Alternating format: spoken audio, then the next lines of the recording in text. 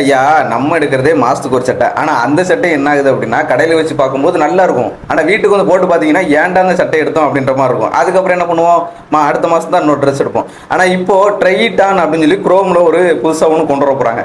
அது என்ன அப்படின்னா ஒரு விர்ச்சுவல் கிளாத் ட்ரெஸ்ஸிங். ஓகேங்களா? ஸோ நீங்கள் உங்கள் ஃபோட்டோ வந்து உங்கள் ஃபேஸை மட்டும் அதில் கொடுத்தீங்க அப்படின்னா நீங்கள் எந்த ட்ரெஸ் செலக்ட் பண்ணிருக்கீங்களோ அந்த ட்ரெஸ்ஸை செலக்ட் பண்ணீங்க அப்படின்னா ஆட்டோமேட்டிக்காக நீங்கள் என்ன ஃபிட்டாக உடம்பு இருக்கோ அந்த உடம்புக்கு ஏற்ற மாதிரி அந்த ட்ரெஸ்ஸை போட்டு காமிச்சிரும். ஸோ உங்களுக்கு இந்த ட்ரெஸ்ஸு பிடிக்குமா பிடிக்காதா, நல்லா இருக்குமா இல்லையா அப்படின்றத நீங்கள் போட்ட மாதிரி அந்த வீடியோவில் காமிச்சிரும். அப்போ உங்களாலே செலக்ட் பண்ண முடியும். இந்த ஃபீச்சர் வந்து இப்போதைக்கு அமெரிக்காவில் மட்டும்தான் இருக்குது. கூடிய சீக்கிரம் இந்தியா வரும் அப்படின்னு சொல்லி சொல்லியிருக்காங்க. ஆனால் இதில் ஒரு சின்ன மைனஸ் இருக்குது. என்ன அப்படின்னா அமெரிக்காவில் உள்ள கண்டென்ட் கிரியேட்டர் எல்லாருமே இது வந்து ஒரு ஃபெயிலியர் மாடல், நீங்கள் கொடுக்குற ஃபேஸும் அதில் காமிக்கிற ஃபேஸும் ஒழுங்காவே இல்லை, கரெக்டாகவே மேட்ச் ஆகலை அப்படின்னு சொல்லி சொல்கிறாங்க. பட் ஒருவேளை இந்தியாவில் வரும்போது பட்டிட்டிங்க நீங்கள் பார்த்து கொடுத்தாங்க அப்படின்னா நல்லாயிருக்கும். இல்லை அப்படின்னா நம்ம ட்ரெஸ்ஸிங் ரூமில் போயிட்டு ட்ரெஸ்ஸை போட்டு கண்ணாடியில் பார்த்து திருப்பி பழைய நிலைமைக்கு வந்துடுறோம். நாங்கள் இனிமேல் நடக்க பழகிக்கிறோங்க ஐயா.